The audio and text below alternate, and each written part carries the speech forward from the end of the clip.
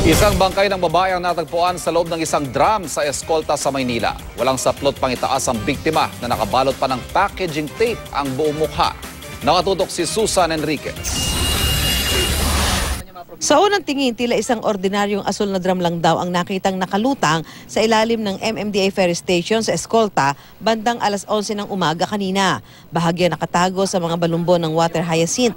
Pero nang silipin daw ni Ricky at Alvin ang loob nito, tumambad ang katawan ng tao. Agad daw nilang tinawagan ng Coast Guard. Naglilinis po kami ng water lily.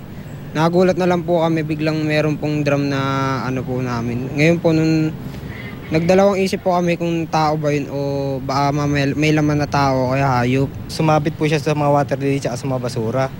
Nung pag-ikot po ng drum, may nakita po kami parang flesh po ng balat.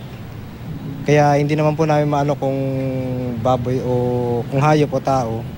Kaya agad po kami tumawag sa Coast Guard natin. Nang iahon at buksan ng drum, nakuha ang katawan ng isang babae. Pang-ibaba lang ang saplot nito. Nakatali sa likod ang mga kamay at nakabalot ng packaging tape ang buong mukha.